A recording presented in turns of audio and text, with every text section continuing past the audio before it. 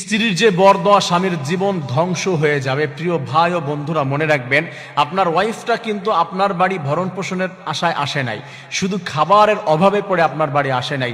এই মেয়েটা এসেছে সুন্দর একটা বন্ডিং সৃষ্টি করার জন্য, একটা ভালোবাসার টানে, ইসলামিক বিধানে আল্লাহ রাব্বুল আলামিনের সেই কালিমাকে সাক্ষী রেখে এসেছে আপনার কাছে।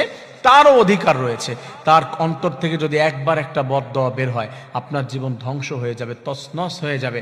একটা স্ত্রীকে যদি, অনেকে আছে স্ত্রীকে চাকরানির মতো মনে করে, অনেকে আছে স্ত্রীকে মনে করে যে কাজের লোক, দূর, ওর কি মূল্য আছে, ও পড়াশোনা জানে না, ওর পরিবার ছোট, ওই স্ত্রী ওর পায়ের নিচে থাকবে। না রে ভাই, স্ত্রী পায়ের নিচে থাকবে কেন? ও তো বানানো আপনার কলিজার হাড্ডি দিয়ে।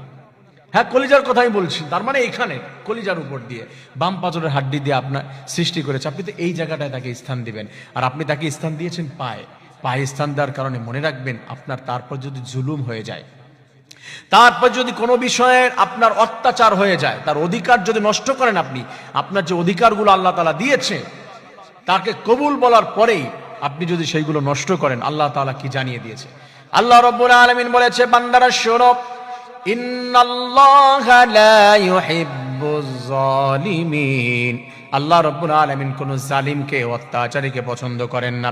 স্ত্রীর গায়ে হাত তোলে, স্ত্রীকে মারে এবং স্ত্রীর প্রতি অবজেকশন দেয়, তার প্রতি জুলুম নির্যাতন করে, আল্লাহ তাআলা বলে দিয়েছে, এই মুহূর্তে একটা স্ত্রী যদি তার জন্য বরদোয়া জানিয়ে দেয়, আল্লাহ তাআলার কাছে বরদোয়া করে হাত তুলে, রব্বুল আলামিন এই জালিমের হাত থেকে তুমি আমাকে রক্ষা করো, আমাকে বাঁচিয়ে নাও, আল্লাহ তাকে ধ্বংস করে দাও, এমন করে যদি একবার বরদোয়া করে, আপনার জীবন সব দিক দিয়ে ধ্বংস করে দিবেন আমার রব।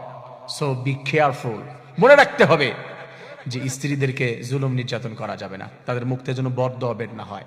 এবং মা বোনদেরকে বলছি, আপনি এই কথা শুনে ব্ল্যাকমেল করবেন যে শুনেছো, তুমি আমাকে কিছু বলতে পারবে না, কিছু করতে পারবে না, এমনটি নয়।